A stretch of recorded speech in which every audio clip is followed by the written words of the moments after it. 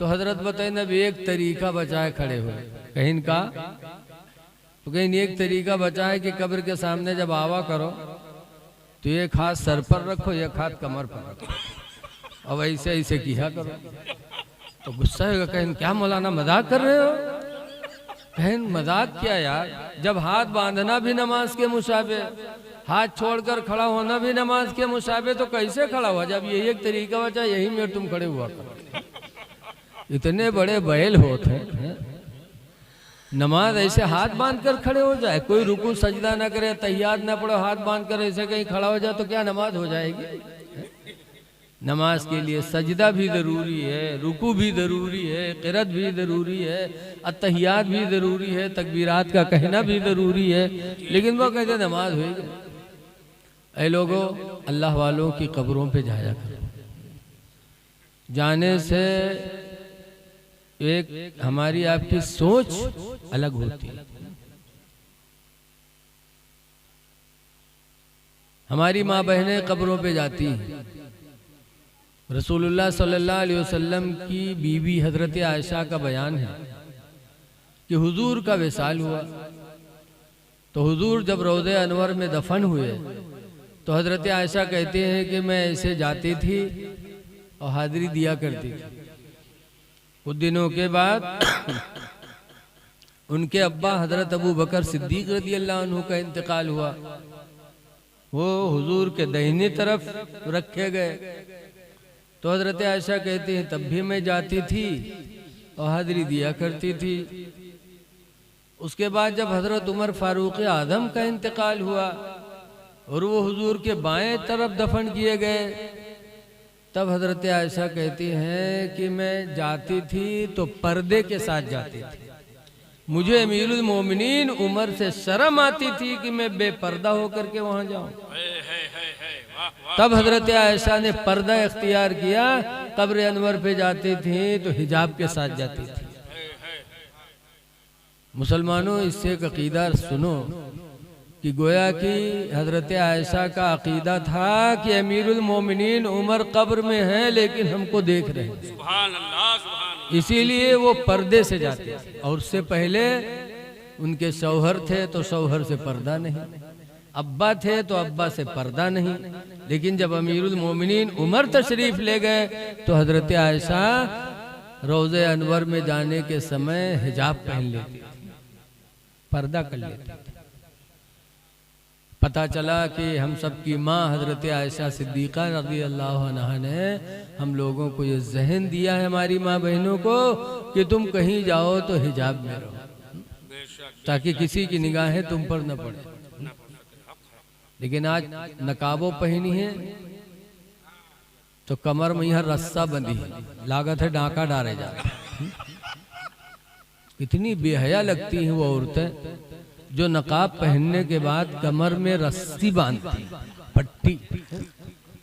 अरे नकाब का मतलब तुमने खत्म कर दिया।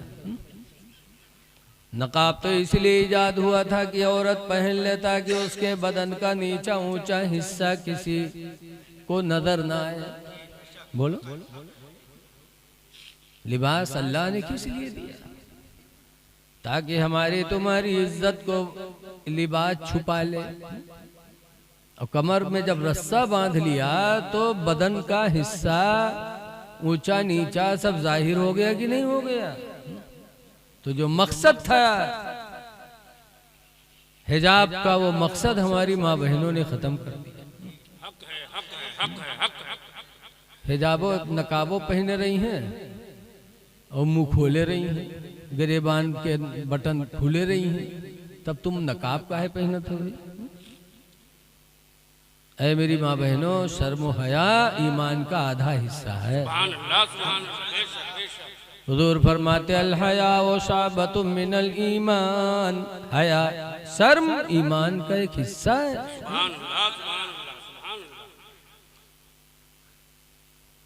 नबी करीम सल्लल्लाहु अलैहि वसल्लम एक दिन जा रहे थे, हातिम ताई की लड़की जो मुसलमान नहीं थी जा रही थी। अल्लाह के नबी ने देखा वो नंगे सर थी तो हुजूर ने बढ़ करके अपनी चादर रहमत उसके सर पे डाल दिया।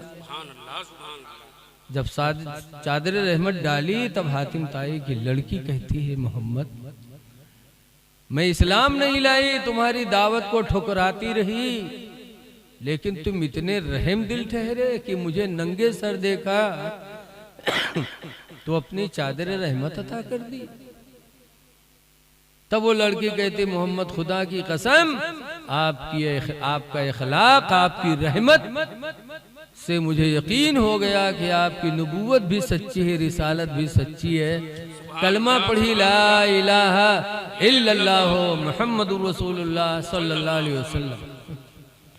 पता चला मेरे नबी को किसी लड़की या किसी औरत का नंगे सर रहना गवारा नहीं। और सीतापुर गए रहन तकरीर करे, वहाँ तकरीर करते रहा ना, मेहरुवन के मजमा अलग, मर्दन के अलग। और पता नहीं कहा मेहरुवन में भवा बद्दू ठोरे झोंटा पकड़ा उबर कई ली। अब दोनों ठाड़ भिड़िया नहीं, उके झोंटा पकड़े उके झोंटा पकड़े, सब छोड़ावे लेकिन नहीं छोड़ी, जलसा सब खराब है। जैसे सड़वे नहीं भिड़ी आ जाते रोड पर, चाहे जत्ता लाठी डंडा मारो लेकिन हटत नहीं है। अल्लाह जाने क्या दिमाग में है। कब्र बड़ी दहशतनाक जगह है। हजरत उस्मान गनी रदी अल्लाह ताला अन्हु जो रसूलुल्लाह के दामाद हैं, तीसरे खलीफा हैं, वो जब मदीने के कब्रस्तान पे जाते थे तो रोते थे, और इतना रोते कि उनकी दाढ़ी भीग जाती आंसू से। तब मदीने के लोगों ने कहा, तस्कुरुल जन्ना वाला तब की, ऐ उस्मान जन्नत का बयान करते हो रोते नहीं, व तस्कुरुन नारा वाला तब के, जहन्नम का बयान करते हो रोते नहीं, और कब्र को देखते हो तो रोते हो। तब हजरत उस्मान गनी ने कहा था कि कब्र को देखकर क्यों न रो। मेरे नबी ने फरमाया, कब्र अव्वलु मंजिलुम मिन मनाजिलिल आखिरा, कि कब्र आखिरत की मंजिलों में सबसे पहली मंजिल है। इस मंजिल में इंसान कामयाब हो गया तो आखिरत की हर मंजिल इंसान के लिए आसान हो जाएगी। तो उस्मान गनी कहते हैं कि मैं कब्र को देखकर इसलिए रोता हूँ कि खुदा जाने इस आखिरत की पहली मंजिल में कामयाबी मिले कि न मिले। ये सहाबी थे जो डरते थे, और आज हम लोगों के दिल तो इतने ढीठ हो गए हैं। एक बुढ़वा रहा बीमार बहुत हो के लड़का होगा घेरे बैठे, अब्बा ही बात अब्बा वो बात अत्ते में यहाँ बुढ़वा कहते भैया रे हम बचबई ना, तो कहीं तब अब्बा, तो कहीं जब हम मरबई ना तो हमरे कफन में पुरान कपड़ा दिहो। लड़को कहना अब्बा यूँ कहाँ हुई पई है कि तुम हमका पैदा कियो, पाले पोसे, जवान कियो, घर कुरिया बनवाए, शादी ब्याह कियो के बाद मरियो, तुम लोग पुरान कपड़ा कफन में देवे। गाँव वाले कहा कहीं अब्बा, तो बुढ़वा कहते गाँव वाले चक्कर में पड़ के सारे हमका फंसाए दे रे तुम लोग। कहीं काहे अब्बा, तो कहा थे रे पुरान कपड़ा लपेट के रखियो ताकि जब फरिश्ते हिसाब लिए ये देखिए कफन पुरान, तो बहुत पहले मर चुका है, कहीं हिसाब होगा हुई छोड़ो, तो छोड़ छाड़ चले जाई हैं और नवा कफन में लपेट के रखिए, जुड़ते जुड़ जाई हैं कि न जुटी हैं रे। ऐसे ऐसे दलाल बुढ़वा कि जिंदगी भर तो दलाली करवे कि मरे के बाद कब्रों में दलाली सोचे। लेकिन ऐ लोगों, सहाबा कब्र को देख के रोते थे। आला हजरत इमाम अहले सुन्नत भी कब्र को देखकर हुजूर की बारगाह में दुआई करते थे, या रसूल अल्लाह, खड़े हैं मुनकर नकीर सर पर, न कोई हामी न कोई आवर। खड़े हैं मुनकर नकीर सर पर, न कोई हामी न कोई आवर। और बता दो आकर मेरे पैगंबर कि सख्त मुश्किल जवाब है। इसलिए लोगों उर्स कर रहे हो हजरत सूफी शमसुद्दीन अल्तमश अलैहि रहमा का, तो उनके जिंदगी से कुछ सोचो कि मरने वाले बहुत मरते हैं, सबका उर्स नहीं होता, उन्हीं का क्यों उर्स हुआ। इसलिए कि उन्होंने अपनी ज़िंदगी में खुदा को याद किया तो अल्लाह ने वो बदला दे दिया कि अल्लाह के बंदे क़यामत तक उनको याद करते रहे। तो इसलिए गुजारिश है कि नमाजों की पाबंदी करो, तभी इश्क माना जाएगा, वरना आशिक रसूल का दावा झूठा होगा। सिर्फ का आशिक रसूल है, आशिक रसूल है, मसल के आला हजरत वाले हैं और नमाज न पढ़ो तो ये दावा सब झूठा। वो तो वैसे होगा जैसे मौलाना अब्दुल मुस्तफ़ा आज़मी अलैहिर्रहमा लिखते हैं कि एक नवाब साहब रहे, अपने महल में सोवत रहे, उनके आवत रहे खांसी। इत्तेफाक से एक चोर वही रात उनके घर में घुसा चोरी खाती, और जैसे चोरवा घुसा नवाब साहब के खांसी ऐसे रहे आएगा। जब खांसी तो चोरवा जाने इसका जागत है कहा हो, बस झट से उनके तखत के नीचे वही घुस गया कि जब सोए जाए तब देखा जी, और नवाब साहब देख लिए तो जी के घर में चोर घुसा हो के नींद आई। अब नवाब साहब के कुछ खांसी आवे, कुछ बगैर खांसी के वही के ऊपर थुक्के, जैसे हमरे तुमरे खांसी आवत है तो कटिए के नीचे थुक्का जाते हैं ना, तो नवाब साहब के खांसी आवे तो वही तखतवे के नीचे वही के ऊपर थुक्के। वो बेचारा परा कि सो जाए तब हम निकली, और नवाब साहब कहाँ सोए वाले, नवाब साहब थुक्का थुक्का थुक्का थुक्का सवेरे तक उनका बिल्कुल बर्फ की सिल्ली बनाई थी। तो बेचारा परा पूरी रात थुक्की रुकी, और वो इंतजार में कि सोए तब हम भागी। यहाँ तक कि थुकते थुकते सुबह हो गई तो नवाब साहब की बीवी पानी लेके कि जी पानी दे, वो पानी लेके नवाब साहब थुकता रहा, वह मेहरवे थुक मारी। जब मेहरवे थुकी तब वो बुढ़िया चिड़चिड़ान कहीं ना रे तू अंधे हो गए रे, आदमी तुका नहीं दिखाते रे, आदमी थुक मारे। तब नवाब साहब ने बड़े अफसोस से कहा कि हाय अफसोस, तुम मेरी जिंदगी भर की साथी, जिंदगी भर की साथी, और तुम मेरा एक थूक नहीं बर्दाश्त कर पाई, और आज मेरा सिर्फ एक रात का साथी और पूरी रात मेरा थूक बर्दाश्त करता रहा। जब नवाब साहब कहीं तब चोरवा जाने के लिए तो जाना था, बस चोरवा निकल के भाग, और जब भाग तो कहा थे अल्लाह का शुक्र है आया था काला बन के जा रहा हूँ सफेद बन के। तो ये कैसा इश्क है कि बन रहे हो आशिके रसूल और नमाज छूट रही है। ये दावा है सिर्फ, ये दावा झूठा है। हुजूर फरमाते हो बिबैया मिनत दुनिया सलास, दुनिया की 3 चीजें मुझे बड़ी प्यारी हैं। नंबर 1 पर हुजूर फरमाते अत्तीबू, खुशबू लगाना, खुशबू मेरे नबी को बहुत पसंद। पाक साफ रहो, खुशबू रखो, ताकि जिसके बगल में बैठो तो वो आपसे मोहब्बत करे। एक बुजुर्ग रहे, उनके नाम रहा है मुश्की, का नाम रहा है हजरत मुश्की अलैहिर्रहम। तो मुश्की मतलब का हर घड़ी मुश्की आवा करता रहे नहीं। सुनो मुसलमानों, नमाज और खुदा का डर और उसकी बरकत। सच्ची हिकायत में है कि एक बुजुर्ग थे मुश्की, वो मस्जिद में जाते थे तो नमाजी झगड़ा करत रहे कि मुश्की के बगल में हम खड़े हुए, वो कहे नहीं हम खड़े हुए, काहे उनके बदन से मुश्क की खुशबू निकला करती है। हर वक्त उनके बदन से मुश्क फूट फूट के निकला करता था, इसीलिए जमाना वाले उनको मुश्की कहने लगे। तो जब मस्जिद में जात रहे तो नमाजी झगड़ा करवाए, हम खड़े हुए बुकाए नहीं हम खड़े हुए कि ताकि नमाजों पढ़ी और मुश्की की खुशबू मिले। एक दिन बड़ा लंबा झगड़ा हुआ, तब लोग कहीं नहीं आ रही, बताओ हम लोग अच्छा खुशबू लगा, अच्छी खुशबू लगा के आते, अच्छा इतर लगा के आते, और हम लोग नहीं पहक पाते, और तुम कौन सी खुशबू लगाते हो कि सब पर गालिब है। तो उन्होंने कहा मैं कोई खुशबू नहीं लगाता। तो अरे कोई खुशबू नहीं, फिर तेज खुशबू कहाँ से आती है आपके बदन में।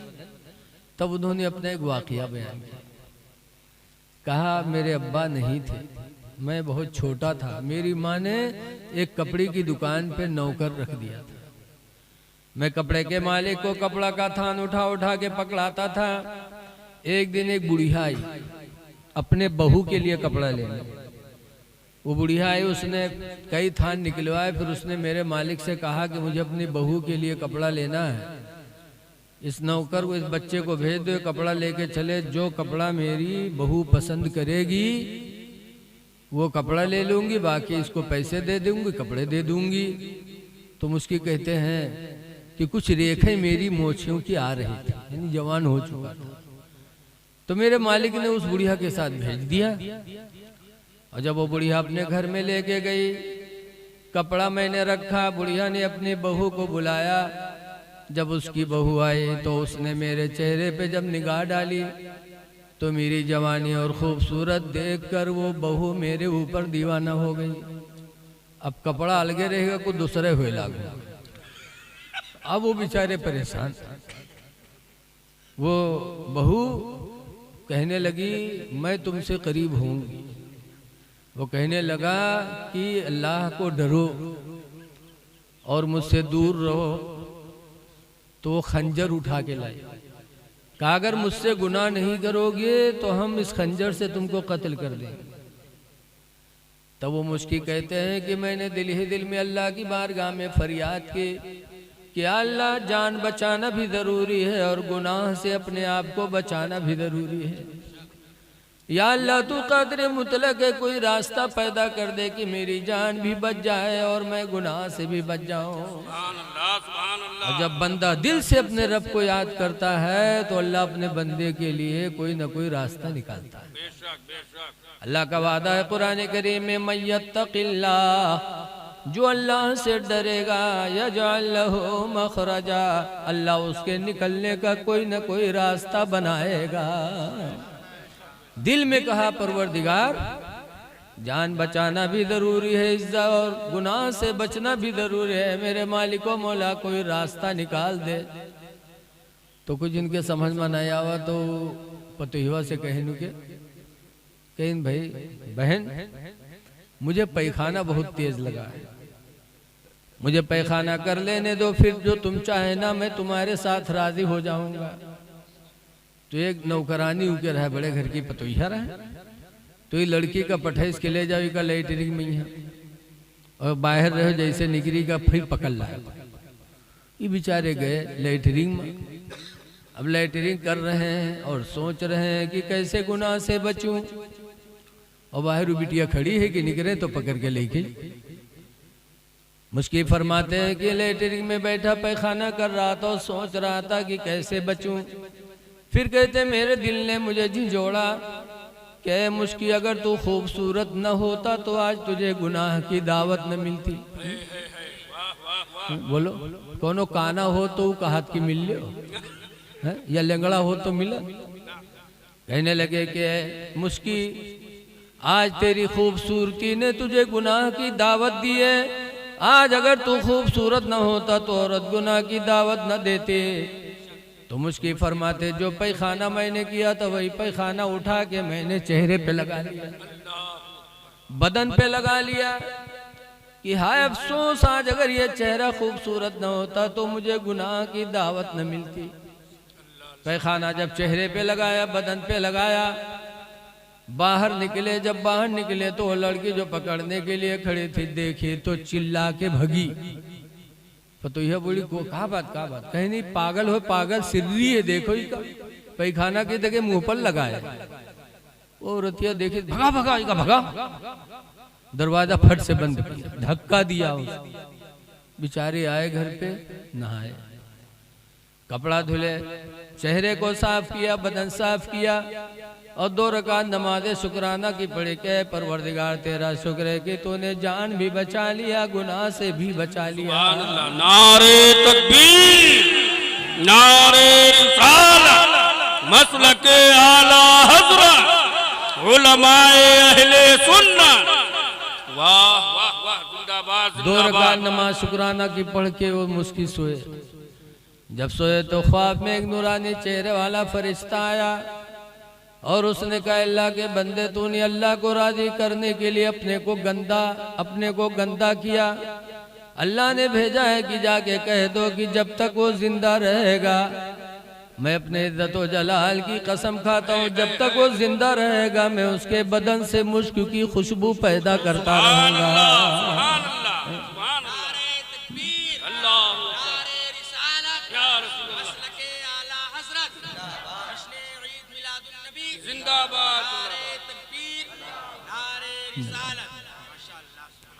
तभी से वो महकते रहे। पता चला कि जब नियत अच्छी होती है तो उसका फल अच्छा मिलता है। तो इसलिए गुजारिश है कि नमाजों की पाबंदी करो और बुजुर्गों के रास्ते पे चलने की कोशिश करो। इन्हीं चंद बातों पर मैं अपनी गुफ्तगू ख़त्म कर रहा हूँ, क्योंकि मेरे बाद भी कई मेहमान हैं और मेरी तबीयत भी सही नहीं है। मैं आप हजरात से यही गुजारिश है कि खुदा जाने किस वक्त बुलावा आ जाए। हुजूर मुफ्ती नानपारा अलैहि रहमत व रिजवान कहा करते थे कि हमेशा के लिए रहना नहीं इस दार फानी में, हमेशा के लिए रहना नहीं इस दार फानी में, कुछ अच्छे काम कर लो 4 दिन की जिंदगानी में, और जो जीते हो तो इस दुनिया में कोई काम कर जाओ, जो जीते हो तो इस दुनिया में कोई काम कर जाओ, और खुदा तौफीक दे तो खिदमत इस्लाम कर जाओ। मस्जिदों मदरसों को आबाद कर दो, तो मस्जिद को आबाद करो, नमाजों की पाबंदी करो, खुशबू वगैरह इस्तेमाल करो, पाको साफ रखो। लेकिन आजकल की हमारी माँ बहनें कहाँ खुशबू कहाँ पाकी, सुबह उठी हैं वो गोबर में शुरू हो गई, झाड़ू दे हैं, पहले तो घर के झाड़ू दे, अरे झाड़ू बाद में दो, सुबह उठकर वजू बना के खुदा को राजी करने की कोशिश करो। तो कह जी मदरसा में कही मौलाना साहब तेने कुछ बनाए दो, जो कहा बात कि हमरे गुडुआ कब्बा तो हमरे लग निगाह नहीं उठाओ। बताओ जब महीना नहाई हो, ना खुशबू लगाई हो, ना गंधई हो, तो आदमी की निगाह उठी। इंसान को पाकी से लगाव है। जब कोई पाको साफ होता है तो इंसानी फितरत उसकी तरफ बढ़ती। बोलो, कोई के घरे मेहमान जाओ, कोई के घर से लड़का ही में छोट निकले कि साफ सुथरा सुघर, तो आदमी मेहमान के यहाँ बच्चे को गोदी में भी ले लेता, कहीं चुम्मा भी ले लेता। और कोई के घरे जाओ ईमेल लड़का निकले अंदर से, क्योंकि बुल्लू बुल्लू ना कहीं बाहर, तो बताओ का गोदी ले हो चुम्मा ले हो। इंसान की फितरत में अल्लाह ने पाकी दाखिल, इसीलिए कुरान में व युहिब्बुल मुतत्तहिरीन, अल्लाह पाक रहने वाले लोगों को महबूब रखता है। तो खुशबू मेरे नबी को पसंद। और दूसरे नंबर पर हुजूर फरमाते वन्निसा, और मनकूहा औरत मुझे दुनिया की दूसरी चीज है जो पसंद है। 3 चीजें मेरे नबी को पसंद थी, खुशबू, और दूसरे नंबर पर मनकूहा औरत। मनकूहा औरत आप लोग देखे हो, वो के नाक पीछे लाग रहा था। अरे मनकूहा औरत नहीं देखे हो आप लोग? मनकूहा औरत उस औरत को कहते हैं जिस आदमी का जिस औरत से निकाह हो जाए तो वो औरत अपने शौहर की मनकूहा है। क्या है? जिस औरत का किसी मर्द से निकाह हो जाए तो उस मर्द की मनकूहा उस औरत को कहते हैं।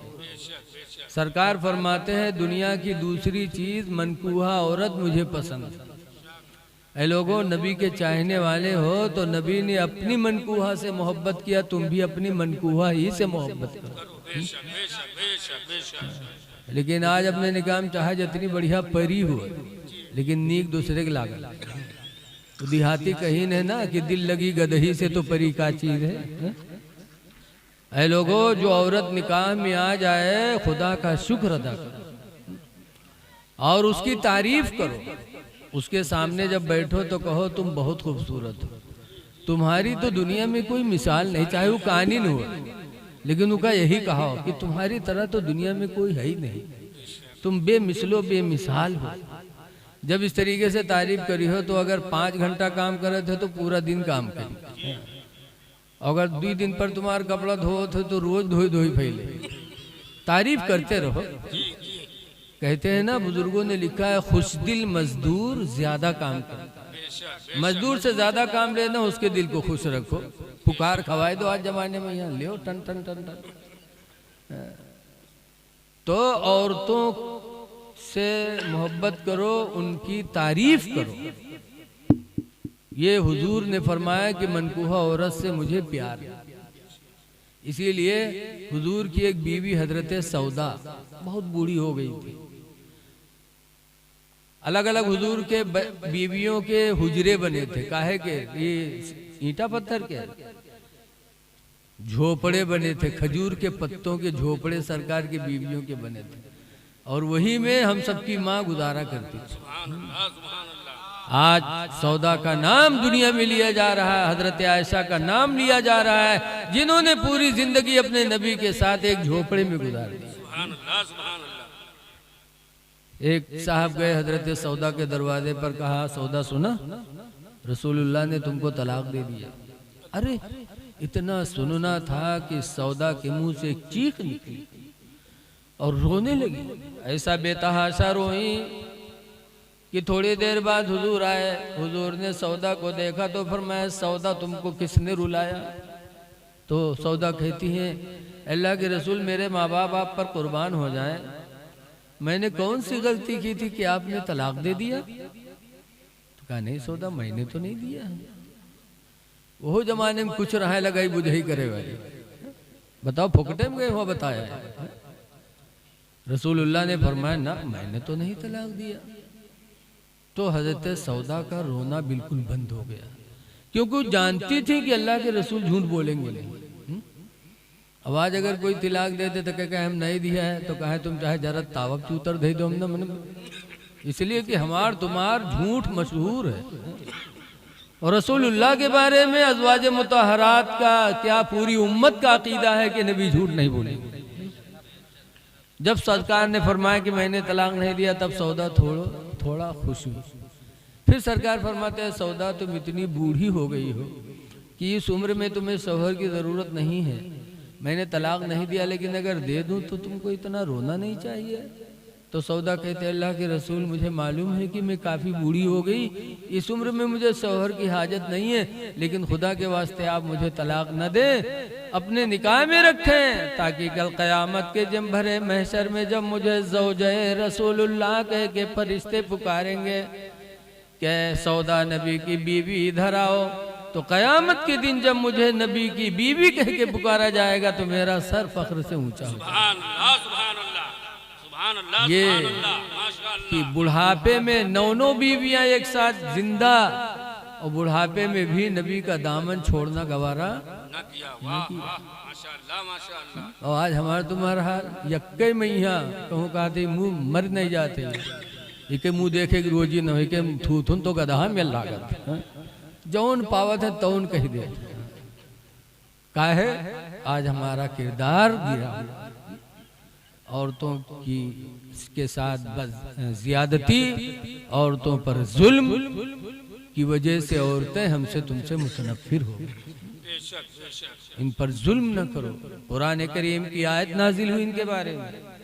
अल्लाह फरमाता पहले पारे या दूसरे पारे में, आशिरूहुन्ना बिल मारूफ, ऐ मेरे बंदो तुम अपनी औरतों के साथ अच्छा बर्ताव किया करो।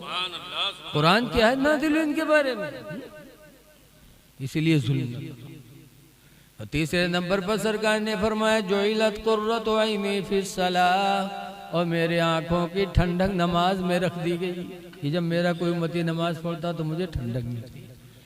दुआ है कि अल्लाह ताला हमको आपको नमाज पंजगाना का पाबंद बनाए, अस्सलामु अलैकुम वरहमतुल्लाहि वबरकातुहू।